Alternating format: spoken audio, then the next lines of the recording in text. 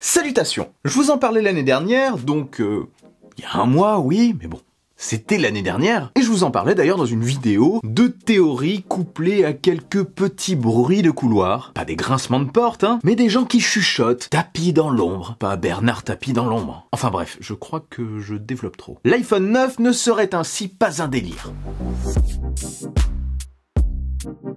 Et oui, Apple pourrait bel et bien sortir un iPhone 9, tout neuf, enfin pas tant que ça, hein, presque 3 ans après la sortie de l'iPhone 8, un iPhone 9, neuf encore une fois, 2 ans et demi quand même après la sortie de l'iPhone 10, 1 an et demi après la sortie de l'iPhone 10S et l'iPhone 10R, et quelques mois après la sortie de l'iPhone 11. Alors soit ils ne savent pas compter, soit il y a un truc qui cloche. Bon, plus sérieusement, oui, le 9 n'est jamais sorti, donc ça serait cohérent de remplir ce vide, quoi. Mais quand même, j'insiste en fait parce que je trouve ça à la fois bizarre et à la fois cohérent. Je suis vraiment partagé. On est dans un entre-deux. Et pourquoi je gigote comme ça ?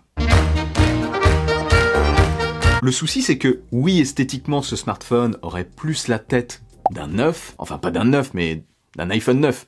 Vous m'avez suivi. Je la refais, donc plus la tête d'un iPhone 9 que la tête d'un 10 et suivant. En effet, pas d'encoche au programme, donc pas de système de reconnaissance faciale, pas de Face ID, et donc pas non plus d'écran bord à bord. Non, retour 3 ans en arrière avec le design de l'iPhone 8. En 2020.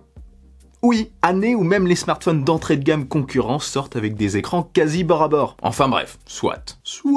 Au passage, si ce 9 remplace le 8, il serait peut-être logique de sortir un 9 Plus qui remplacerait le 8 Plus. Donc sortir de sa tombe un autre modèle plus grand. Ainsi, un écran de 4,7 pouces LCD, bien sûr, hein, pour le petit, et 5,5 pouces pour le grand, pour le Plus. Après, il peut y avoir une autre solution. Il pourrait supprimer le modèle Plus et laisser le 10R comme choix. Donc cet iPhone iPhone 9, j'ai totalement fait exprès, aurait peut-être la caméra de l'iPhone 10R et le processeur A13 des iPhone 11, 11 Pro et 11 Pro Max. C'est possible, bien que pour moi, le processeur A12 soit peut-être un petit peu plus intéressant, un petit peu plus cohérent, pas en termes de puissance bien sûr, mais pour faire baisser le prix de ce produit. Et ça pourrait être aussi logique pour faire du 10R le grand modèle, parce qu'il partagerait la même puissance. Parce que là, on se retrouverait quand même avec un iPhone 9 qui serait plus puissant que l'iPhone 10R, l'iPhone 10S et l'iPhone 10S Max. Ça serait un peu chelou, mais bon. Pourquoi pas. Retour côté design, il serait super proche du 8, comme on peut le constater sur ses rendus. Il aurait du coup Touch ID et le retour du bouton Home en dessous de l'écran, sur la partie inférieure du smartphone, à l'ancienne, et un capteur photo au dos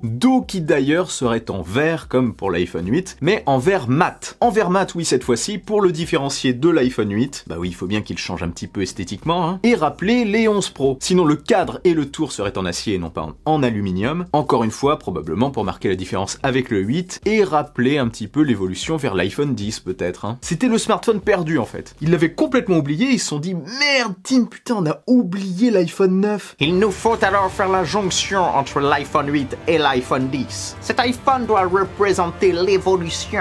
Discussion qui a sûrement eu lieu en 2020. Hein. Oui bon c'est sûr, ça s'est peut-être pas passé comme ça du tout. Hein. Voilà en bref pour cette petite vidéo du dimanche, qui n'est pas terminée, hein, je continue un petit peu parce que je suis bavard. Je reste partagé, c'est un produit qui pourrait être vendu entre 550 et 600 €, enfin suivant les composants choisis par Apple. On le retrouvera par contre aussi probablement très vite à moins de 500 € hein, sur d'autres sites. Et il restera pas mal de temps au catalogue. Le dernier de sa génération probablement, mais bon pourquoi pas. Hein. Quoi qu'il en soit, s'il sort, je vous en reparlerai en vidéo sur la chaîne, parce que ça va en soulever des dilemmes l'arrivée d'un tel produit. Il pourrait quand même être intéressant parce que dans un an, ce produit pourrait peut-être se trouver aux alentours de 380-400 €. S'il a un A13, ça peut être intéressant, oui, pour la longévité du produit. Même si, je vous l'accorde, le design reste relativement old school. Mais ça ravira ceux qui recherchent encore aujourd'hui des petits gabarits, des petits smartphones. Parce qu'il n'y en a plus vraiment beaucoup. Et en 2020, il y en aura encore moins, je pense. Ça se vendra aussi peut-être plus facilement dans les pays émergents, car moins cher. Et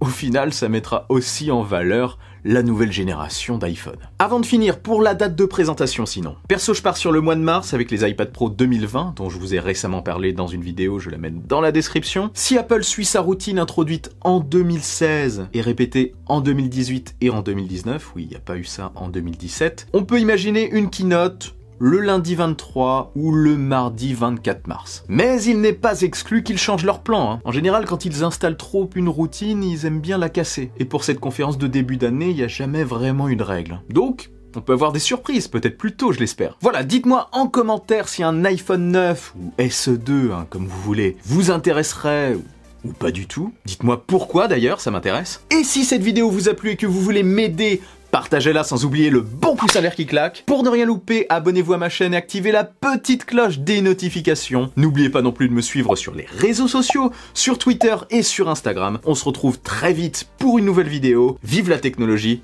vive le futur. Allez, salut!